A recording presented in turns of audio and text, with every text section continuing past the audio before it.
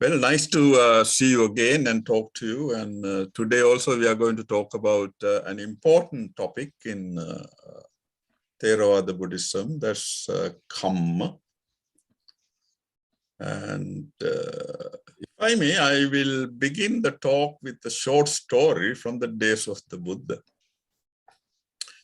Lord Buddha was residing in his Jetavana monastery in Savatthi in India. And a senior monk named Chakkupala, he was an arahant. He came to visit and pay homage to the Buddha. And while he was residing in the Jetavana monastery, he was doing, practicing walking meditation on a walking path. And during his walking meditation, because what happened, the Thera was actually blind. He was a blind senior monk. And while he was doing walking meditation, accidentally, he has killed several insects who happened to be on the walking path. And a group of monks saw that this senior monk who is practicing walking meditation has killed several insects on his path, and he's supposed to be an arahant. So they went and reported this to the Buddha. And the Buddha asked them, "Did you see this senior monk killing these insects?" "No, sir." Well, similarly, he didn't see them either because he's blind. To start with, he didn't know that there were insects on the walking path. And there was no intention to harm or kill the insects. And being an arahant who has eradicated all mental defilements, he would never get an intention to harm any living being. So Arahant Chakkupal has not committed any kamma. And then Buddha chanted this, recited this verse.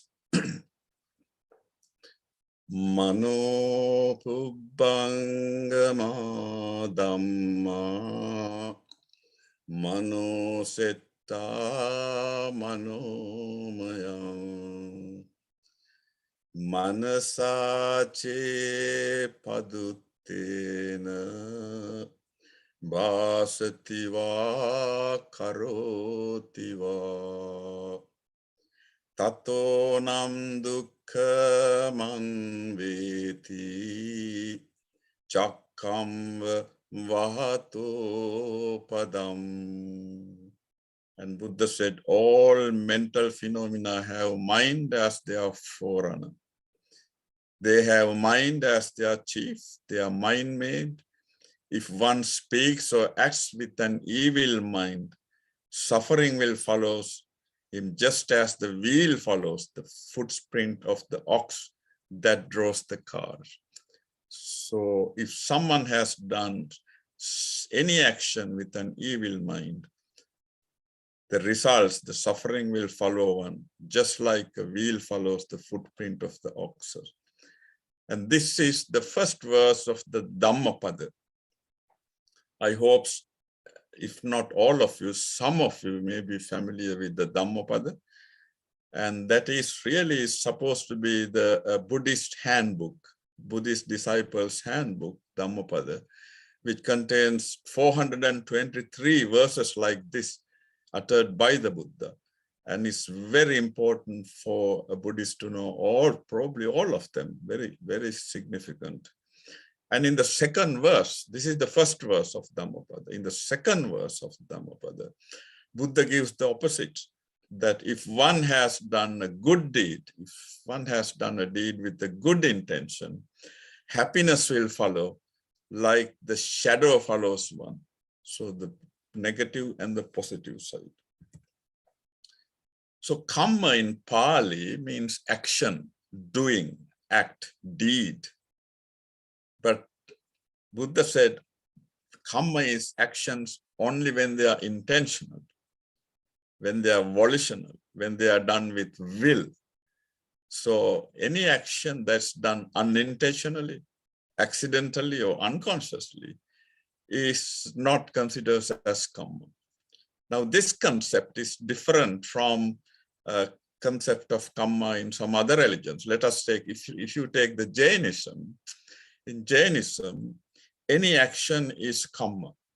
Whether they are intentional, willful or not, every action one commits is Kamma. And Buddha disagreed.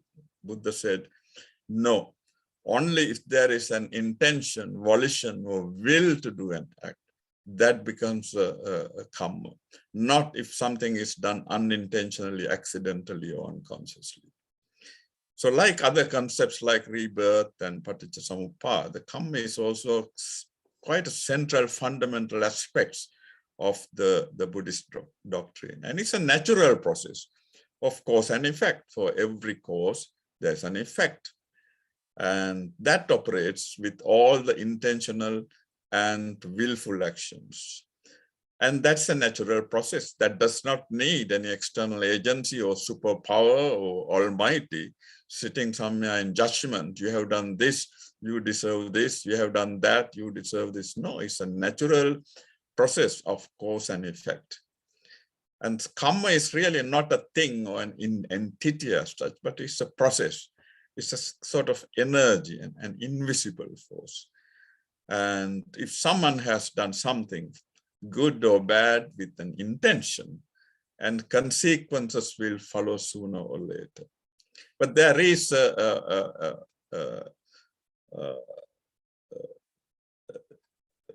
difference here when I say consequences sooner or later, as we'll discuss later on. Buddha said, not every Kamma will lead to effect.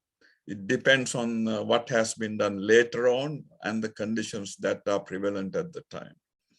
And if we take the example of harvesting, one could say in general, if one sows good seeds, one will reap a good harvest. If one sows bad seeds, one will reap a bad harvest. Now, if you remember, at the age of 35, ascetic Siddhartha sat under the bo tree in Bodh Gaya and started meditating. And this was on the night that he became a Buddha. And he developed 3 particular super mental powers. During the first part of the night, he developed a mental power through which he could see his own past lives, being reborn, died, reborn, death, reborn, and that's called Pubbē Nivāsānussati Ñāna. And during the second part of the night, he developed a mental power through which he could see the other human beings and all the other beings being born and dead, and that depended on the Kamma they have done. If someone has done a good Kamma, he will be reborn in a good place. If someone has done a bad Kamma, the rebirth will be in a bad place. And obviously, in the third part of the night, he saw his all mental defilement being eradicated, and that's called Asavakyanana. So when Buddha talked about Kamma, he did not say because he has heard it from someone else, he did not imagine it, he just did not thought about it. No, through his super mental power, he actually saw that beings who have done good Kamma resulted in rebirth in good places. Beings who have done bad Kamma were reborn in bad places. And then only he discloses to the world about the Buddhist concept of Kamma. Now there's a discourse in the Majjhima Nikaya, which is the collection of the middle-end discourses of the Buddha. It's called Chula Kamma Vibhanga Sutta. And a Brahmin youth named Subha, he approached the Buddha and asked, "Sir, why is there so much inequality among human beings? And some people have got a short life, some have a long life.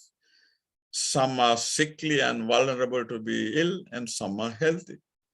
Some people are ugly and some people are beautiful. Some people are influential and some are not influential. Some people happen to be poor while others are rich. Some are born to a low caste and clans, and some are born to a high class, and some are of low intelligence, and some are of high intelligence. And he was asking the Buddha, why is there so much inequality in the human society? And the Buddha said, all living beings are the owners of their actions. Heirs to their actions, they originate from their actions, they are related through their actions, they have their actions as their refuge, and it is action or Kamma that distinguishes being as inferior or inferior. So Buddha explained the inequality of the society as being due to their previous Kammas. And the mind by itself cannot actually perform any mental, verbal, or physical actions.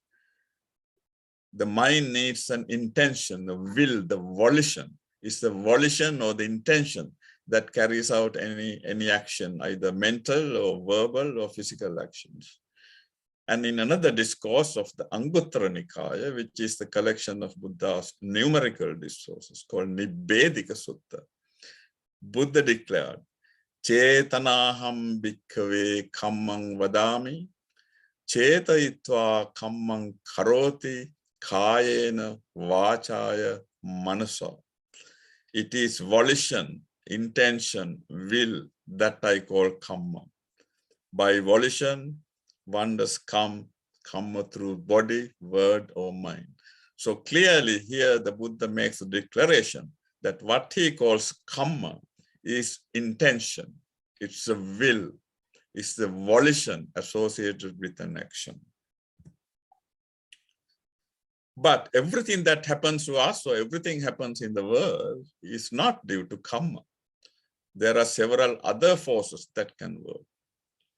And one force is what's called, they are called niyamas, the natural forces that works in the universe. One is called utuniyam, and that is the season, the seasonal differences, the temperature differences. And so if we consider climate changes, the winter, the summer, the spring and the autumn, or the rains or winds, or disasters like floods, earthquakes or tsunamis, and they are due to this utuniyama, changes in the seasonal or climate changes. And the second force is the bijaniyama. And this is the kind of physical, biological law that is, if we plant a mango seeds, we'll get only a mango plant. If we plant a coconut seed, we'll get a coconut plant. And similarly, if you get a chicken egg, it will, when it hatches, only a chicken will be born. That's a kind of bijaniyam, physical, biological law. And the third force is chittaniyam. And what happens in our mind, our consciousness and the mental factors, and they have their own force. It's not, may not be due to Kamma itself. And the fourth force is the Dhammaniyam. And this is the order of nature, like the gravity, magnetic forces, they all happened by itself. They are natural forces. They are not due to Kamma. And the fifth force is the Kammaniyam. So when we consider something happening, we have to look at the other possibilities rather than jumping into, like Dr. Denny mentioned, if anything happens, people will say that's Kamma, that's due to Kamma. No, Kamma is one of the possibilities, and there are other possibilities that we need to consider as well. During the days of the Buddha, there were three theories as to what causes things that happen to us. And one theory was that what happens to us now is always due to our previous Kamma, due to always actions that were done in the past. And that's called Karmic Determinism, Pubbe Kata Hetu. And if that is the belief, then obviously that can lead to fatalism, because we are helpless. We can't do anything ourselves because they are already decided, determined by our previous karma. And the second theory was what happens to us now is due to the wish or the command of a creator, supreme creator, almighty or God or some divine authority. And that's known as theistic determinism, Issara Nimmana Hetu. And the third theory was what happens to us now is not due to any cause, but merely by chance or by accident. And that's called Ahetu Appacca. And you may know that in the days of the Buddha, there were 6 other sectarial teachers, and one of them was called Purana Kassapa. And this Purana Kassapa did not believe in Kamma. And at one time he was saying that if you get a razor sharp disc and go around the world and kill every being that you can find and make a big heap of flesh, nothing happens. There's no karma.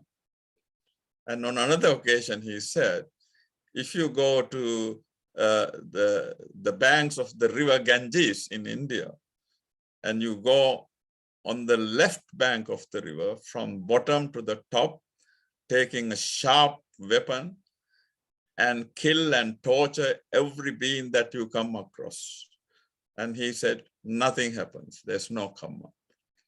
And then he said, if you walk on the right side of the Ganges River, from the bottom to the top, and you do all sort of meritorial actions, giving dana, giving metta and karuna, all sorts of things, giving all meritorious, wholesome actions. And he said, nothing happens.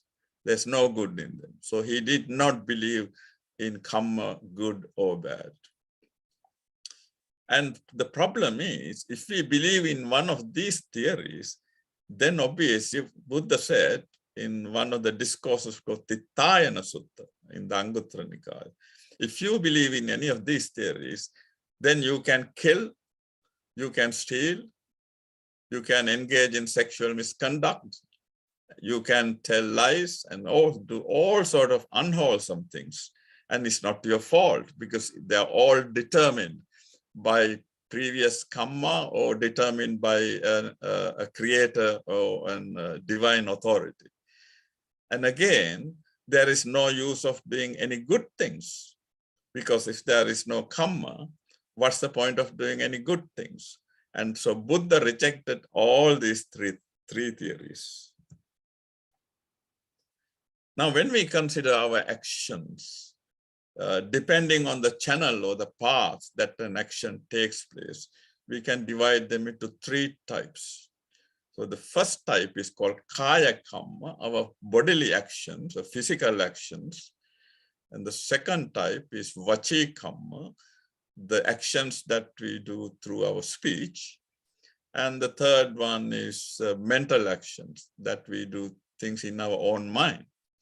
And out of the 3, really, the mental action is the most morally significant, because now mental action, we can do even without verbal or bodily action. So we can do good or bad karma in our own mind. And then if we are going to do any verbal action through speech, that also need first the mental action, because we do first think about it, and then only that goes into the speech. And similarly, when we do some physical action, that's also preceded by the mental action. So really in all 3 actions, the mental action is there. So the mental action is the most important out of the 3. And then our actions can be divided into 2 types, depending on whether they are good or bad, unwholesome, unskillful actions, or they are good, wholesome, and skillful actions. And the first group, called Akusala Kamma in Pali, these are bad, unwholesome, unskillful actions.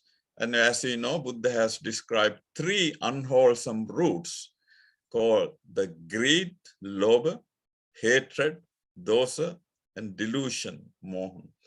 And all our unwholesome unskillful, bad actions are based on these three unwholesome rules.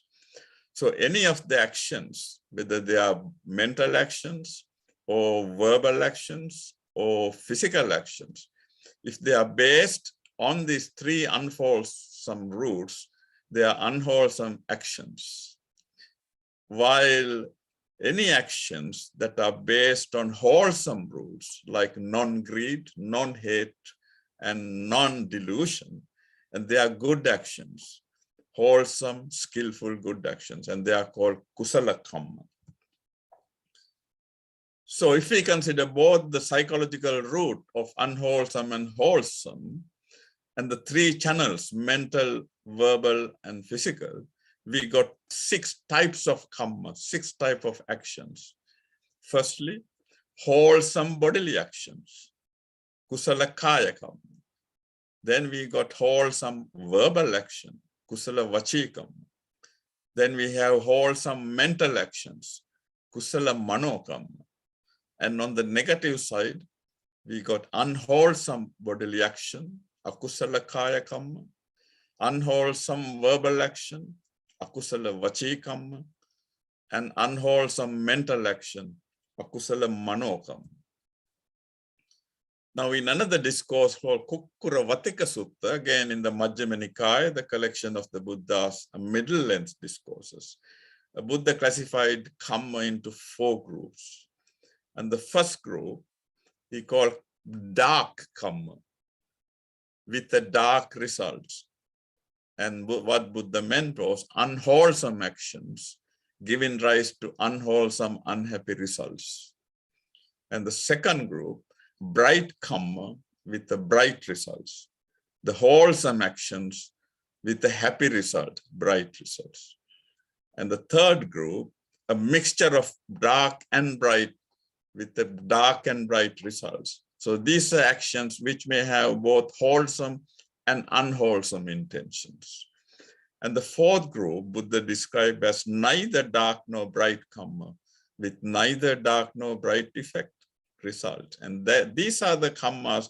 If you take an Arahant or a Buddha, they have eradicated all the roots, wholesome and unwholesome. So any action done by an Arahant or Buddha is not a Kamma because there's no bad intention there.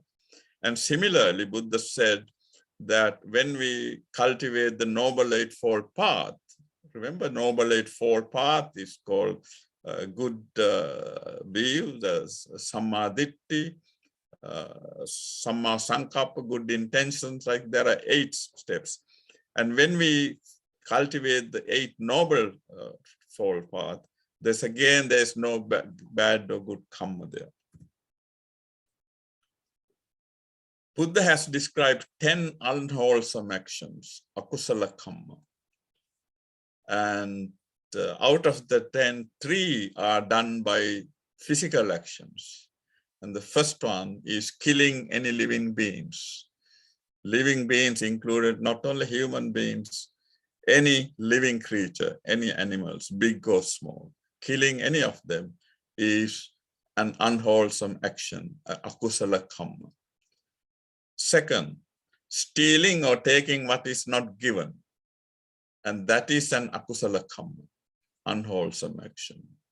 Sexual misconduct, the third, physical action that Buddha named as an unwholesome akusala kamma. And Buddha then described 4 verbal actions, which are unwholesome actions. False speech, telling lies, is an akusala kamma. Slanderous speech, dividing speech, divisive speech, backbiting to divide people, divide friends, and that is an unwholesome action. Harsh speech, shouting, screaming, all sorts of things. Bad speech, harsh speech, that is an unwholesome action. Idle chattering, idle chatter, gossip, they are all included in unwholesome actions. So out of the 10 unwholesome actions, 3 Buddha has described as physical actions and 4 verbal actions. And Buddha also described 3 mental actions as unwholesome actions. The first one is covetousness, and that's called abhijja. And this is a craving for things that belong to others. So if I see someone else having something good, I crave to have that. And that's called covetousness. And Buddha described that as an unwholesome or akusala kamma. And then all sort of ill will, anger, hatred, they are all unwholesome mental actions. And wrong view, miccha dishti is and Buddha described what miccha dishti is. Miccha dishti, wrong view, is one doesn't believe that there is any merit in almsgiving. One does not believe that there's any merit in making large offerings. One does not believe there is any merit in making small offerings. One does not believe in Kamma, that whether you do bad or good things, there are no results of that. And there is no special person called a mother. So there is no need to treat a mother in any special way. Similarly, there is no special person called a father. And then one does not believe that there's a world here and a world beyond us. So that means if you don't believe in Kamma, and if you don't believe in rebirth, for them there is no this world or that world. And they also don't believe in instantaneous births. I may have discussed it before. Buddha described 4 types of births in this universe. And one is through eggs. Second is through wombs. Fourth is through extraneous sources like in moisture and rotting things. And finally, instantaneous births. Now, if we, in the Buddhist cosmology, there are 31 planes of existence. And out of the 31 planes of existence in the human and the animal world, you got the first 3 types of birth. But in the rest of the planes of existence, like in the suffering worlds, like apayas, or in the heavens, or in the Brahma worlds, the births are instantaneous, opapatika. And the people with wrong view don't believe that it is possible to have instantaneous or opapatika births.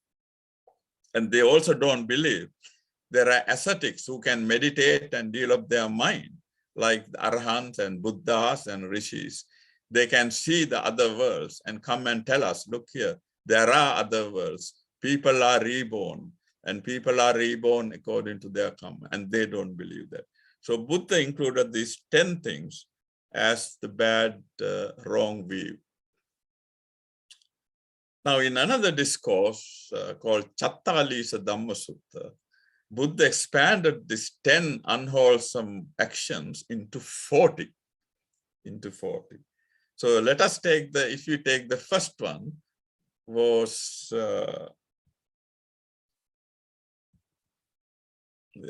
if you take the first unwholesome action, physical, that's killing any living beings. So like that, there are 10 unwholesome actions here: killing any living beings, stealing, sexual misconduct. So there are 10 unwholesome actions. And then Buddha expanded that into 20. So killing any living beings is a bad karma, and encouraging others to kill is also a bad karma. So Buddha expanded the 10 unwholesome actions into 20. And then Buddha expanded that into 30 unwholesome actions. So killing any living beings, encouraging others to kill, and approving the killing by others. That's also an unwholesome action. And then in this discourse, Buddha expanded into 40. So killing any living beings is an unwholesome act. Encouraging others to kill is an unwholesome action. Approving killing by others is an unwholesome action. And praising the act of killing is an unwholesome action. And similarly, you can refer to other 9 as well. So stealing is an unwholesome action. Encouraging others to steal is an unwholesome act. Approving stealing by others is and unwholesome. And praising the act of stealing is unwholesome. And similarly, engaging in sexual misconduct is unwholesome. Encouraging others to engage in sexual misconduct is unwholesome. Approving the act of sexual misconduct is unwholesome. And the praising the act of sexual misconduct is unwholesome. So like that, Buddha expanded the 10 types of unwholesome acts to 40. And then Buddha described wholesome actions, what the good kammas, kusala kammas are. And they are the opposites of the 10 unwholesome actions. So abstaining from killing or harming any living beings is a wholesome action. Abstaining from stealing or taking what is not given is wholesome action. Abstaining from sexual misconduct is a kusala kamma, wholesome action. Abstaining from false speech or lying is a wholesome act. Abstaining from slanderous, divisive speech is a wholesome act. Abstaining from harsh speech is wholesome. And abstaining from idle chatter is wholesome. And then the 3 wholesome mental acts. Non-covetousness, that is not developing craving for things that belong to others. Then non-hatred, loving kindness, metta is wholesome. And the right view, the opposite of the 10 wrong views is right view. So these 10 Buddha described as wholesome action. And in addition to that, now those 10 wholesome actions are absent from the 10 unwholesome actions. But Buddha also described 10 acts, 10 actions that we can do and which are wholesome and are meritorious. And the first one is generosity, giving dana to other people, to people who don't have, or for the religious people, or giving in material form, or giving our time, or giving dhamma, or offering teachings like this. And all sort of giving, dana, is a wholesome act, meritorious. And then the second one, Buddha described morality, sila. Living a moral life is wholesome. So whether as lay people, we observe 5 precepts or 8 precepts, or the monks and nuns follow various other precepts, they are all wholesome acts, morality. And the third meritorious action is meditation. Any form of meditation is a wholesome act, whether we do concentration, samatha meditation, or mindfulness, or insight, vipassana meditation, they are all wholesome actions. And the fourth meritorious act is reverence to the elders and monks, is called apachayana. Paying respect, reverence to people who deserve respect, say to clergy, respect our parents, respect to elders, respect to people who are more virtuous than us. So paying respect to people who deserve respect is a wholesome act. And the fifth one, service to others, veya vacha. Giving service to others in any form, to individually or to the society, and that is a wholesome act. And the sixth one probably is unique, maybe unique to Buddhism, maybe not, a transference of merit. In Buddhist practice, when we accumulate merit, we transfer merits to people, especially to people who are deceased, to our parents, to our relatives, or to deities. And that transference of merit that one has earned, that is a wholesome act. And the seventh meritorious act is rejoicing in others' merit. So when someone else does a meritorious act, like this generosity, morality, meditation, reverence of elders, any meritorious act done by somebody else, when we rejoice in that act, that's also a meritorious, wholesome act, which will bring merit to ourselves. And listening to Dhamma, like this, the Buddha's teaching, that's a wholesome act. And the preaching the Dhamma, preaching the Buddha's teaching and spreading the Buddha's Dhamma, either verbally or in print form or in any Buddhist discussion, they are all wholesome acts. And the 10th meritorious act Buddha described was correcting one's views. And this refers to the 10 wrong views that I talked about before. And correcting those 10 wrong views to the right view is also a meritorious act. So let us go into, as Dr. Danny mentioned, Kamma Vipaka now, because when usually people talk about only Kamma, and they mean Kamma and Vipaka, but Kamma and Vipaka are two different things. The Kamma is the cause, and the Vipaka is the result. So any Kamma, either mental or verbal or physical, done with an intention, with a will, and that's the cause. If there is no intention, if there are no motive, if there is no will, that's not a Kamma. And when that Kamma gives rise to the effect, when that Kamma ripens based on the law of cause and effect, and that is the Vipaka. So Vipaka, cause, Kamma is the cause, and Vipaka is the effect, the result of that action. And generally, most of the actions will give rise to the effect, but not necessarily. Buddha defined 5 actions which will definitely bring effect, and they are called Panchanantariya Kamma. They are called 5 highness actions.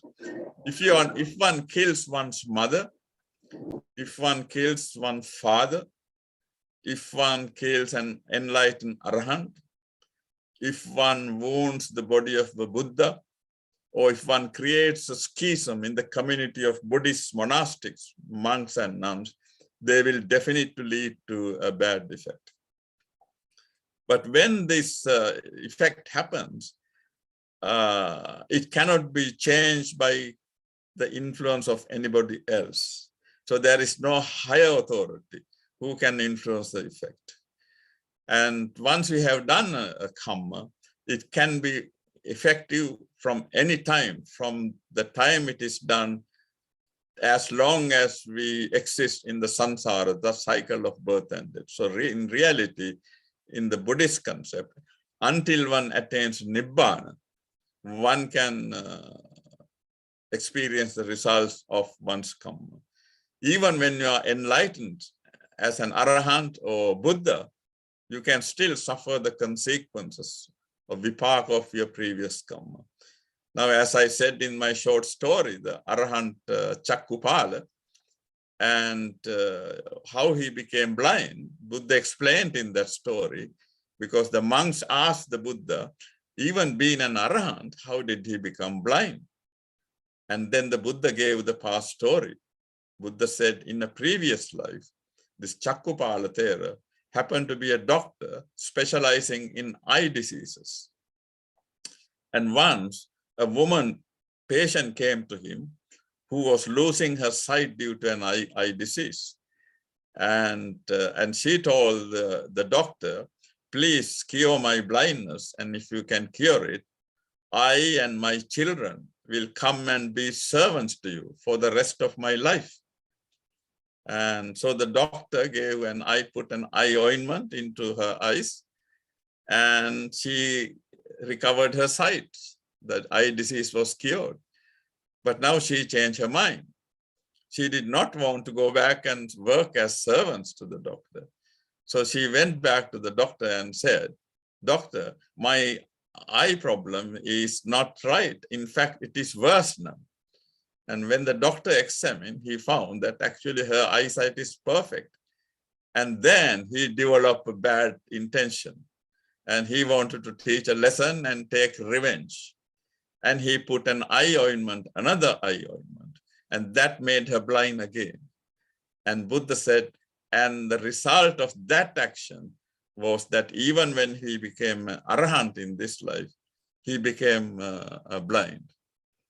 And similarly, you may have heard about one of the chief disciples of the Buddha. The Buddha has two chief disciples. One was Sariputta and second one was Moggallana.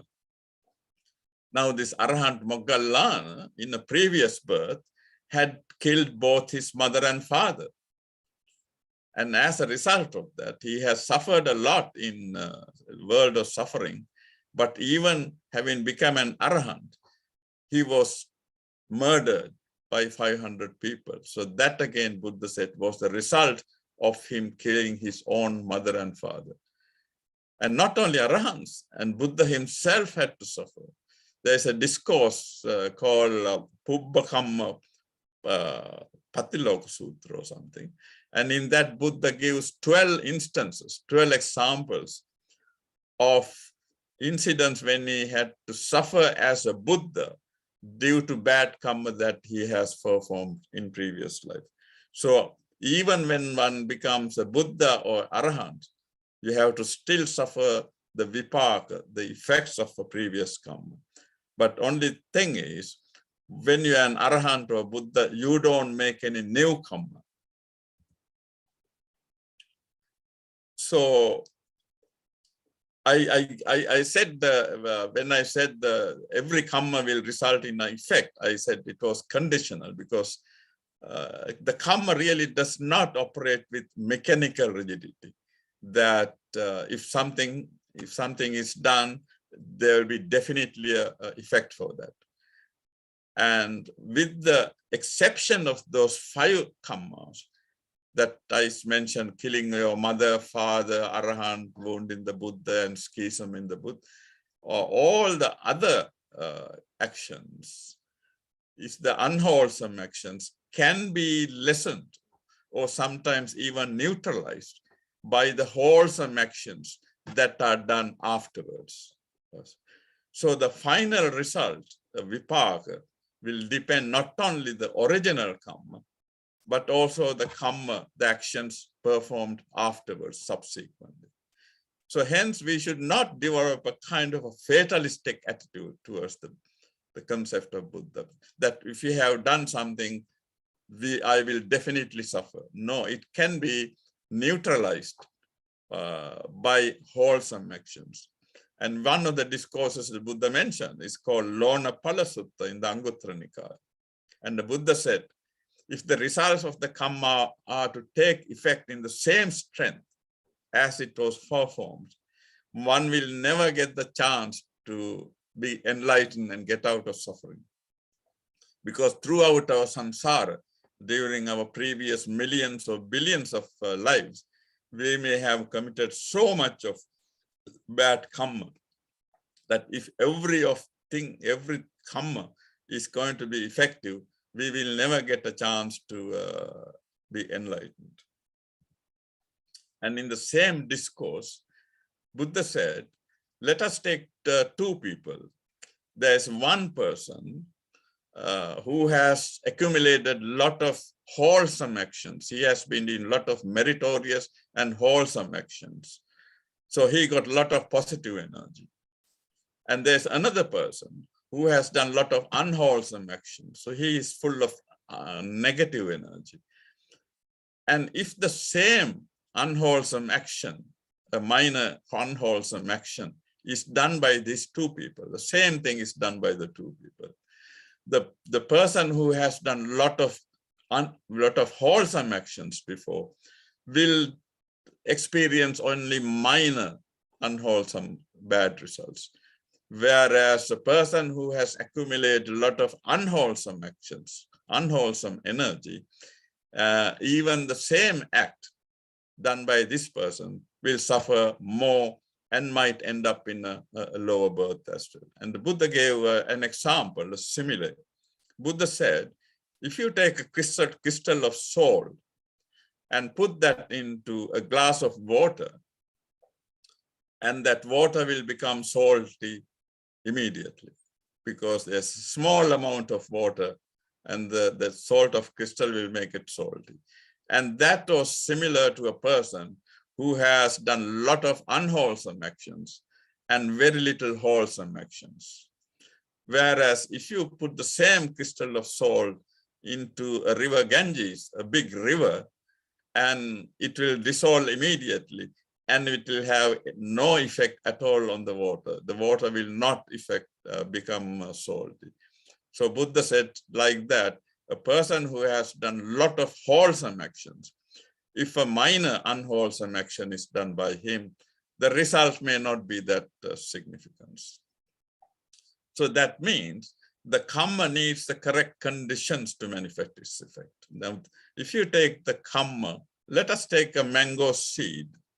Now, mango seed has the energy within the mango seed to produce a mango tree, and through the mango tree, it can produce hundreds and thousands of mango fruits. But the mango seeds needs the correct conditions.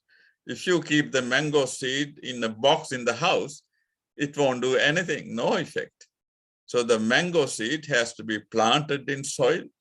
You have to provide the good manure. You have to give water to it. You have to water it, and it needs sunlight. So there are so many conditions that are needed by the mango seeds to be effective as a mango tree and produce mango. And the same way, Buddha said, a Kamma that one has done also need certain conditions at the time for that to be effective. And in another discourse, again in the Majjhima Nikaya, the collection of the middle-length discourses called Salayaka Sutta, and Buddha happened to visit a village called Sala village, and the Brahmins householders visited the Buddha, and they asked the Buddha, sir, now after death, why are some people born in world of deprivation, like in the Niraya Apayas or animal kingdom? And while after death, some people are born in heavenly worlds. And the Buddha's answer was, those who commit any of the 10 unwholesome acts that I talked about, and they end up being born in worlds of deprivation. And those who commit the 10 wholesome acts, they are destined for heavens. Now we can divide the vipaka, the Kamma, depending on the vipaka, into four types. Now, one form of Kamma can decide where we are going to be next, and that's called reproductive Kamma. And that what happens is, at the time of our death, a certain action we have done will appear in our mind, and that will decide where we are going to be born, and that's called reproductive Kamma. So at the time of our death, if we recollect, or if we do or remember good action, and that will decide that we are born in a good place. Whereas at the time of death, if we remember bad action, physical, verbal, or mental action, any of them, and that will decide and take us to a bad birth. So that's called reproductive Kamma, Janaka Kamma. And there's another group of Kamma called supportive Kamma. And they cannot decide on a rebirth itself. But when a rebirth is decided by the first one, reproductive Kamma, this supportive, the other Kammas, will go and support it and help it. So if a person had a good memory or has done good thing at the time of the death, he is born in a good place. So all his good Kammas that he has done before will come and support him to enjoy the good happiness in that life. And it can work the other way around as well. If a bad Kamma appeared in the mind at the time of death and ended up in a bad birth, and then all the previous bad Kammas we have done will come and support that individual to suffer. So they are called supportive Kamma. The third type is called obstructive or counteractive Kamma. And what they do is they weaken the effect of the reproductive Kamma. Let us say that someone who has done good things all his life, unfortunately, some bad action came to his mind at the time of death, and he ended up in being born in a bad place. and he doesn't deserve it. So all the good karmas he has done before will come and obstruct his suffering. So the example I gave sometimes is that, let us say someone has done good things in his life, unfortunately end up being born as a dog or something. But all his previous wholesome karma, they will come and work to counteract that effect. And the example I gave is that even if one is born as a dog, probably the dog will end up in somewhere like a Buckingham Palace in London and enjoy all the royal comforts. So they are called obstructive or counteractive karma. And the fourth type is called destructive. They are very strong karmas, very strong actions we have done. And they can take the life away.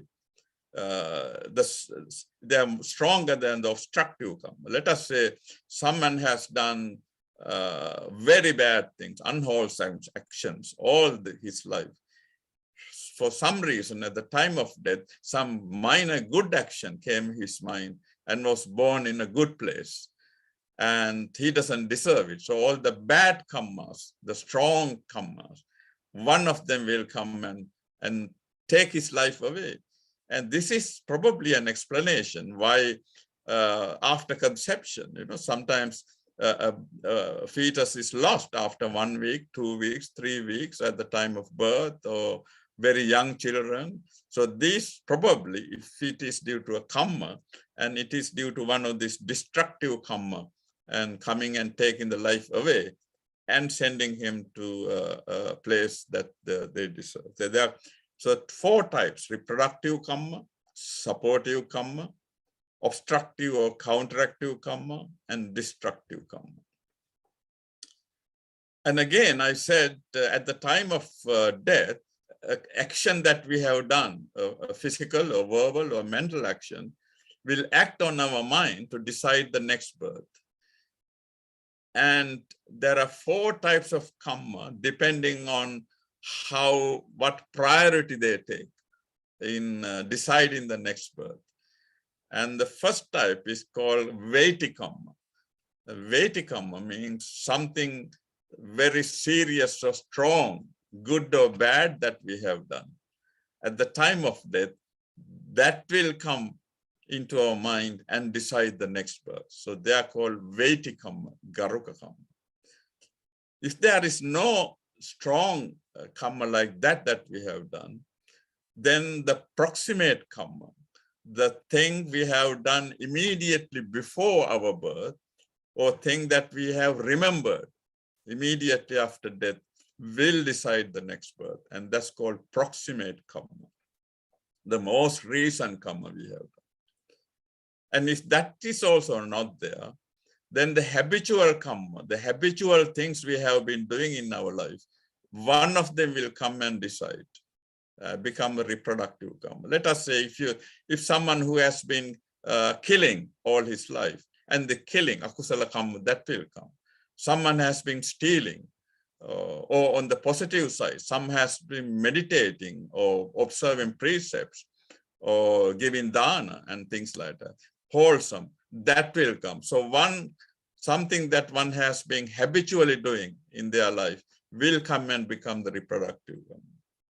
And if none of those, so there's no strong karma, there's no proximate karma, there's no habitual karma, then we all have a reserve, a store room of our karma that we have accumulated during our samsara. And one of them will come and decide our future birth. And again, depending on when the effect of a karma happens, there are 4 types of karma. The first type is called immediately effective karma, and this is called Ditta Dhamma Vedaniya karma. From the time of committing a karma in this life, anytime in this life, it can give rise to effects. So getting caught by law, ending up in courts, ending up in prison, these are Ditta Dhamma. This happens in this life itself. And not only that, if somebody kills somebody, if some steals something, if someone sexually misconduct, from the time it is done till death, They'll always be in fear. Will I be discovered? Will people know about this? Will I get caught? Will I have to face consequences? So that person is ever in fear and anxiety. And these are called if the immediately effective in this life itself. And there are other kammas which will be effective in the next life, and they are subsequent. They are called upapajja vedaniya. Now, the 5 crimes, heinous crimes that Buddha talked about, killing mother, father, and things like that, they are definitely effective in the next birth. And on the wholesome side, if one has meditated and developed jhanas, deep absorptions, and the jhanas are effective at the time of death, then definitely that will result in a birth and good birth in the next birth. And then the third group is indefinitely effective. So the kammas that are not effective in this life itself, kammas that are not effective in the next life, all the remaining kammas go into a reserve, and they are called aparaparya vedaniya, and they can be effective from any time up to the time that we attain Nibbana. And the fourth group is called ineffective Kamma. So some kammas actually can become null and void. So let us say that one becomes a sotapanna, the first stage of the enlightenment. When one becomes a sotapanna, that person, if he has done any kamma before, which might take him to a lower birth, they become ineffective because he will never be born in a lower birth. And if you take an arahant or Buddha, and if any kamma has done before becoming an arahant, they will all become ineffective, null and void at the time of their death, because they are not reborn again. So all the remaining kammas become ineffective. So depending on the where we are going to be born in the next birth, there are 4 types. So one are the unwholesome, the bad kammas, and that will result in a birth in a suffering world, like the hell or animal world, like that. And then the kusala kamma, the wholesome actions, there are 3 types. Some wholesome actions will result in a birth in either human world or in the sensual heavens. And then if we develop jhanas through concentration meditation, the rupa jhana, called fine material absorption, that will result in a birth in a material Brahma world, celestial worlds. And if we develop immaterial jhanas, that will result in rebirth in immaterial Brahma worlds. So why do we need to know about Kamma? What are the benefits? If we know about Kamma, then we can take individual responsibility for ourselves, that we are our own masters. Nobody else can help us. If we do good, we will enjoy the good results. If we do bad, we have to suffer the bad results. So we are responsible for our actions. And at the same time, we can become self-reliant, because if we know that what happens to me depends on what I have done, then I don't have to rely on any almighty, or I don't have to pray to any superpower or almighty for help, because it all depends on what I have done. So one can become self-reliant if one understands how the Kamma works. And when we know about the good and bad qualities, wholesome and unwholesome actions, and the people hopefully become moral and decide to do only wholesome things. So when there are wholesome things done, that individual becomes wholesome, a good person, and more people doing good things, then the whole society will become more moral and wholesome. And if we know that any bad karma will result in unwholesome actions, And if you do good, it will result in wholesome results. Then people develop the tendency to avoid doing any unwholesome acts and to engage in wholesome actions. And this will encourage the free will to act against any negative effects. So we know people who are in a very difficult situation, who are people who are blind and deaf and can't talk, people who are born into very poor families, then they can, through free will, they can work hard and defeat the results of the Kamma. So there are so many individuals who have become millionaires and scientists from a very poor background, and that is using the free will in spite of the bad effects of previous Kammas. And obviously, if people become wholesome and skillful and show more kindness and more compassion and empathy, then that will increase and improve the social relationships. And an understanding of the Kamma is very important to understand the other Buddhist concepts like rebirth and dependent origination and things like that. And obviously, it will help in our spiritual journey towards Nibbana. So the basic and simple message of Buddhist Kamma is wholesome intentional acts lead to favorable and good results.